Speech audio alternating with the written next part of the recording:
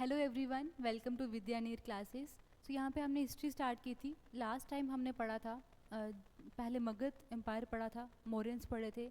उसके बाद हमने देखा पोस्ट मौर्यन कौन कौन से किंगडम आए, शुंगाज आए, उनको रिप्लेस करके फिर कन्नव्स आए। ठीक है, डेक्कन में हमने सतवानास देखे। उसके बाद हमने देखा फॉरेन इन्वेजन्स, दो पहले पढ़ी थी, पर्शियन और अलेक्जेंडर की। उसके बाद हम दोबारा से पढ़ते हैं 4 इन्वेजन्स, इंडो ग्रीक, उसके बाद स्काइथियंस, उसके बाद पार्थियंस और फिर कुशान्स। अब हम आते हैं साउथ इंडिया वाली साइड। ठीक है, अभी साउथ इंडिया वाली साइड कौन कौन से मेजर किंगडम थे? 3 हमें देखने को मिलते हैं, चेरास, दूसरे चोला और तीसरे हैं पांड्यास।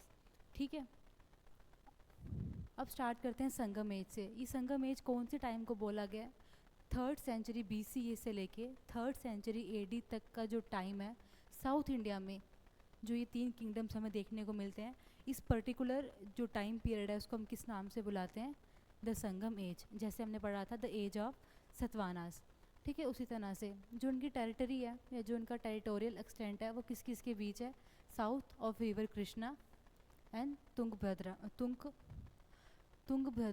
ठीक है, 2 रिवर्स के बीच का जो 2 रिवर्स के जो साउथ वाला पूरा रीजन है वो किसका है?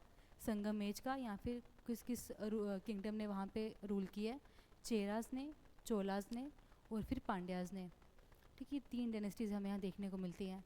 अब साउथ इंडिया में इन तीनों डायनेस्टीज़ ने रूल किया हुआ है, ये सोर्स हमें कहाँ से मिलता है? हमने पहले भी जब मौर्यन एम्पायर स्टार्ट किया था वह हमने 2 मेजर सोर्स देखे थे, 2 मेजर लिटरली सोर्स। कौन कौन सा? मेगास्थनीस की इंडिका देखी थी, मेगास्थनीस जो ग्रीक के एम्बेसडर थे। उसके बाद हमने अर्थशास्त्र देखी थी जो कौटिल्य ने लिखी थी। तभी हमने डिस्कस किया था, लास्ट टाइम भी डिस्कस किया था कि अगर किसी टेक्स्ट में, किसी कंपाइलेशन में, बुक में, प्ले में किसी किंगडम का, किसी एज का, किसी टाइम पीरियड का, किसी रूलर का अगर मेंशन किया हो तो वहाँ से क्वेश्चन बन सकते हैं। अभी साउथ इंडिया वाले जो संगम एज है, यहाँ कह लो ये जो 3 किंगडम है इनका हमें सोर्स कहाँ से मिलता है? पहला संगम लिटरेचर से। संगम लिटरेचर में इंपॉर्टेंट क्या क्या आते हैं? 2 एपिक्स आते हैं, उसके बाद 3-4 कंपाइलेशन है। थोड़ा नाम मुश्किल है, बस एक बार पढ़ लेना कि अगर एग्ज़ाम में वैसा कुछ आ जाए थोड़ा बहुत आइडिया हो। उसके बाद ग्रीक ऑथर्स लाइक मेगास्थनीस के बारे में बहुत पढ़ा हमने। ठीक है, ग्रीक एम्बेसडर थे, इंडिका लिखी थी इन्होंने, वहाँ से भी पता चलता है। स्ट्रैबो ग्रीक जोग्राफर थे, उनकी राइटिंग से पता चलता है। टोलेमी और प्लिनी, ये दोनों भी ग्रीक राइटर्स थे, इनकी राइटिंग से हमें पता चलता है ये संगम एज रही होगी जहाँ पे इन 3 डायनेस्टीज़ ने रूल किया है। और काफ़ी पावरफुल डायनेस्टीज़ ही रही हैं। और ये जो चोलास थे इनका जो रूल था वो ज़्यादा डिटेल में नहीं, बट ना ही कि सिर्फ इंडिया में, अगर नीचे भी आओगे, ये जो मैरीटाइम वाला एरिया था, ये जो इंडियन ओशन वाला एरिया था, वहाँ पे भी हमें इनका रूल देखने को मिलता है। एक बात, उसके बाद जो दूसरा सोर्स है वो है अशोकन इंस्क्रिप्शंस। एडिक्ट लिखे थे इन्होंने, इंस्क्रिप्शन लिखे थे, मेजर माइनर रॉक, ये सब भी हमने पढ़े हुए हैं, वहाँ से पता चलता है हमें संगम एज के बारे में। उसके बाद हाथी गुम्पा इंस्क्रिप्शन ऑफ खारावेला ऑफ कलिंगा। अभी खारावेला कौन थी कलिंगा के, किस किस के टाइम पे उन्होंने अटैक किया है, किसने इन पे अटैक किया था, ये हमने दोनों मेजर पॉइंट्स पढ़े थे जब हमने कन्नव्स के बारे में पढ़ा था और शुंगास के बारे में पढ़ा था।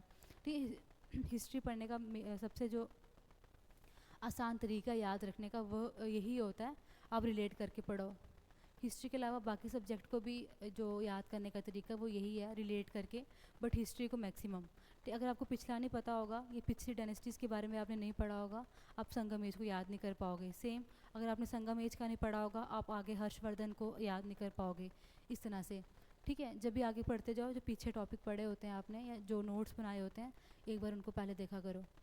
अच्छा, नेक्स्ट क्या है? हाथी गुम्पा इंस्क्रिप्शन, ये पढ़ा हमने, ये भी किसके बारे में बात करता है? तमिल किंगडम्स के बारे में। अब जो सोर्सेज हमने पढ़े जिनके बारे में हमें पता चलता है, मेगास्थनीज के इंडिका के बारे में हमने पहले पढ़ा, ये सिर्फ नाम याद करने हैं, ग्रीक ऑथर्स थे। अशोकन इंस्क्रिप्शंस के बारे में हमने डिटेल में पढ़ा था, कहाँ पे कौन सी बात हुई है। और हाथी गुम्पा इंस्क्रिप्शन सिर्फ एक नाम है। अब ये जो संगम लिटरेचर है, ये एक वर्ड में काफ़ी ज़्यादा कंपाइलेशंस आती हैं। संगम लिटरेचर में काफ़ी कुछ आता है। कौन कौन सा है? पहला है तोलका पय्यम। ठीक है, तमिल नाम है, सारे तमिल लैंग्वेज में। तोलका पय्यम लिखा किसने है? तोलका पपियार ने।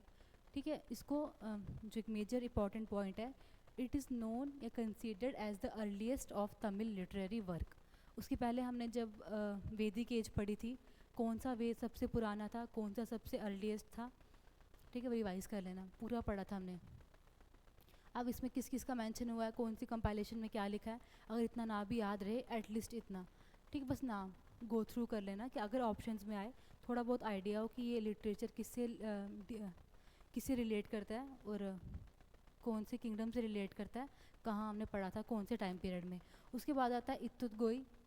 इसमें आगे 8 एंथोलॉजीज़ और लिखी हैं, 8 डिविजन्स और हैं, इतनी ने भी याद रहे, ये 8 हैं, 1 2 3 4 5 6 7 और 8, बस नाम। नेक्स्ट है द पट्टू पट्टू, इसमें 10 और हैं आगे, ठीक है, यहाँ पे हाँ 1 2 3 4 5 6 7 8 9 10, ठीक है, नाम तो शायद वैसे भी याद करना मुश्किल होंगे, तमिल लैंग्वेज के हैं, बट मेन नाम, ठीक है। उसके बाद आता है पथिन नन किल्का नकू, ठीक है, पथिन नल किका नकू, ये 4th वाली है। और 2 एपिक्स आती हैं इनकी, सिला पथिकरम और दूसरी है मनिम मेघालय, ठीक है, ऐसे जोड़ करके याद कर लेना किसने लिखी है, क्या क्या इसमें बातें हुई हैं, इतना ना भी याद रहे, बस इंपॉर्टेंट मेन नाम। तोला पकियम, उसके बाद इत्तू गई, उसके बाद है पट्टू पट्टू, उसके बाद है पथिनन किला नकू, और 2 ये मेन जो एपिक्स हैं इनकी, ठीक है। ये बात थी संगम लिटरेचर की। संगम लिटरेचर हमने क्यों देखा यहाँ पे, क्योंकि हमने सोर्सेज पढ़े थे, किन सोर्सेज से हमें पता चलता है कि संगम एज रही होगी और साउथ में तमिल रीजन में इन 3 डायनेस्टीज़ ने अपना अपना रूल किया होगा। वहाँ पे जो हमने मेजर सोर्स देखे उनमें से एक सोर्स क्या था, संगम लिटरेचर। अब एक एक करके देखते हैं, यहाँ से भी ज़्यादा डेप्थ में क्वेश्चन आता, 1 मिनट प्लीज़। देखो एंशिएंट हिस्ट्री में जो मेजर क्वेश्चंस बनते हैं ना, स्पेशली एसएसबी में, जेके एसएसबी में, वैदिक एज से बनता है, बुद्धिज़्म से बनता है, जैनिज़्म से बनता है, उसके बाद मौर्यन एम्पायर से डेफिनेटली क्वेश्चन बनते हैं, गुप्ता एम्पायर से क्वेश्चन बनते हैं, जो इंटरमीडिएट वाले हैं ना, चोलास चेरास, फिर जो पहली फॉरेन इन्वेजन है वहाँ से क्वेश्चन बनते हैं, बट यहाँ पे आपको इतनी डिटेल में जाने की ज़रूरत नहीं है, हर किंग के बारे में पढ़ना, उनका पढ़ना इतना नहीं, बस ओवरऑल जो डेवलपमेंट हुई है आर्ट एंड कल्चर का, जो वो Gandhara Mauryan Gandhara art of school, Mathura art of school हमने पढ़ा था, वहाँ से क्वेश्चन बनता है, बट एक बार गो थ्रू कर लेते हैं, कुछ भी रहे ना, ठीक है। चोलास स्टार्ट करते हैं पहले। चोलास या उनको द चोलास के नाम से भी जाना जाता है। टेरिटरी की बात करें अगर, central and northern part of Tamil Nadu, Tamil Nadu में चोलास का रूल रहा है। अब मैप आई थिंक हम सबको पता ही है, ठीक है, ये कौन सी स्टेट है यहाँ पे, तमिलनाडु। मैप देखना तो आई थिंक हम सबको आता है, यहाँ पे कौन सी स्टेट है, तमिलनाडु, यहाँ पे केरल। तमिलनाडु वाले एरिया में किसका रोल रहा है, चोलास का। उसके बाद एक और इम्पॉर्टेंट पॉइंट, हम जो 3 किंगडम है कैसे लर्न करेंगे इनको, डिटेल में नहीं, बस जो मेजर इंपॉर्टेंट पॉइंट्स हैं जहाँ से क्वेश्चन बनने की पॉसिबिलिटी है उनको फैक्ट पढ़ेंगे सिर्फ, ठीक है, फैक्चुअल डाटा गो थ्रू करेंगे। नेवी मेंटेन की थी इन्होंने, इसके पहले नेवी किसने मेंटेन की थी वो हमने पढ़ा था। नेक्स्ट है king Karikala was famous king of the Sangam Cholas. Cholas का जो एक इंपॉर्टेंट किंग है वो कौन थे, किंग कारिकला। मैंने Sangam poems mention the battle of Venni where he defeated the confederacy of Cheras, Pandyas and 11 minor chieftains। अब यहाँ पे क्या बात की है, हमने कितनी बार डिस्कस कर लिया कि जब भी किसी स्पेसिफिक जगह पे किसी चीज़ का मेंशन, कोई किंगडम, कोई किंग, कोई इंसिडेंट मेंशन किया हो, वो थोड़ा इंपॉर्टेंट हो जाता है। अब संगम पोइम्स में हमने इतना लिटरेचर पढ़ा, इतनी पोइम्स लिखी गई थी, वहाँ पे जो मैक्सिमम पोइम्स हैं वहाँ किसकी बात की जाती है, बैटल ऑफ वेनी। अभी बैटल ऑफ वेनी के बारे में क्या लिखा जाता है कि ये वो बैटल थी, ये वो लड़ाई थी जहाँ पे कारिकला ने अपने जो 2 उनके राइवलरी थे, कौन कौन, चेरास और पांड्या, ये 3 किंगडम थे आपस में, साउथ किंगडम में, साउथ रीजन में, और इनकी कभी आपस में बनी ही नहीं, ठीक है। इन्होंने इन दोनों को कभी हराया था, इनके अलावा 11 और छोटे छोटे कॉन्फेडरेसी वहाँ पे बनी हुई थी। इसके बारे में बात कहाँ की गई है, कुछ संगम पोइम्स में, ठीक है, या फिर कह लो संगम लिटरेचर में। Karikala military achievement made him overlord of the whole Tamil region of that time. हमने पहले भी पढ़ा चोलास को द चोलास क्यों कहा गया है, इन्होंने ना सिर्फ जो टेरिटरी थी, जो ज़मीन वाली जगह थी इंडिया की, ना सिर्फ वहाँ पे, इवन की ओशंस तक इनका जो टेरिटरी थी इन्होंने ऑक्यूपाई की हुई थी। Trade and commerce flourished during his rain, ठीक है। ट्रेड और कॉमर्स में हमें एक अच्छा डेवलपमेंट देखने को मिलती है। और मोस्ट इम्पॉर्टेंट पॉइंट, ये जो कारिकला थे, जो चोला किंगडम के एक इम्पॉर्टेंट किंग थे, उन्होंने पुहार वाली सिटी को फाउंड किया था, या ऐसे कह लो जो पुहार सिटी है उसके फाउंडर कौन थे? कारिकला। कारिकला कौन? द चोला किंगडम के एक इम्पॉर्टेंट रूलर ने किंग। नेक्स्ट आते हैं चेरास। इनका टेरिटरी एक्सटेंट हमें कहाँ देखने को मिलता है? Central and northern parts of Kerala and Kongu region of Tamil Nadu. ठीक है, यहाँ पे चोलास, इनके साथ यहाँ पे चेरास। ठीक है, यहाँ पे हमें किसका देखने को मिलता है? चेरास का। कहाँ तक पढ़ा? कैपिटल थी इनकी वंजी। दूसरा जो एम्बलम था चेरास का वो था बो एंड एरो, तीर कमान जिसको हम बोलते हैं। अब ये जो संगम एज थे ना, संगम एज में हम ये मैक्सिमम देखते हैं कि जो मेन इंपॉर्टेंट किंगडम्स थे वो अपना अपना एक एम्बलम मेंटेन करते थे। ठीक है, उसके बाद they also build a temple of Augustus here. Augustus कौन थे? A Greek god. उसके बाद the greatest ruler of Cheras was Senguvattan, Senguttuvan, the red Chera और the good Chera who belong to the 2nd century AD। वहाँ पे हमने कारिकला देखा, यहाँ पे एक नाम याद कर लेना, सेंगुतुवन। ठीक है, ये किसके इंपॉर्टेंट रूलर थे? चेरास के। नेक्स्ट है his military achievement have been chronicled in the epic Silappatikaram. पहले भी डिस्कस किया। यहाँ पे कहाँ बात हो रही है इसकी? कौन सी एपिक में? अब एपिक क्या होती है? महागाथाएँ। जैसे जब हमने वैदिक एज पढ़ी थी तो हिंदुज़म को लेके या हिंदू धर्म को लेके मेन जो 2 महागाथाएँ हैं, एक ऋषि वेद व्यास ने लिखी है, कौन कौन सी थी? महाभारत और रामायण। अब यहाँ पे कौन कौन सी हमने 2 पढ़ी थी? ठीक है, ये शिलापथिकरम और दूसरी मणि मेघालय। शिलापथिकरम में किसकी बात की गई है? हाँ, शिलापथिकरम में किसकी बात की गई है? चेरा किंगडम का, जो ये सेगु वतन था, इनकी मिलिट्री अचीवमेंट की। ठीक है, with details about his expedition to Himalayas where he defeated many north Indian rulers. अब यहाँ पे उन्होंने क्या बताया हुआ है कि चेरास तो जो थे, बेशक चोला इतना बड़ा एम्पायर था, बट चेरास के जो रूलर थे उन्होंने कहाँ तक एक्सपेडिशन लॉन्च की थी? हिमालय तक। समझ रहे हो? जो बिल्कुल सदर्न मोस्ट एरिया में रूल कर रहे थे वो हिमालयस तक गए थे, और वहाँ पे भी कुछ नॉर्थ इंडियन रूलर्स थे, उनको इन्होंने हराया होगा। ऑल्दो ये बात सिर्फ इसी एपिक में कही गई है और कहीं नहीं। He was the first to send an embassy to China from south India. अब ये क्वेश्चन आते हैं, फर्स्ट कौन था, लास्ट कौन था, ये भी डिस्कस किया था हमने। तो चेरास के जो ये सेंगुतुवन रूलर थे, ये पहले थे जिन्होंने चाइना में एक एम्बेसडर था, राइटर था, एम्बेसी भेजी थी।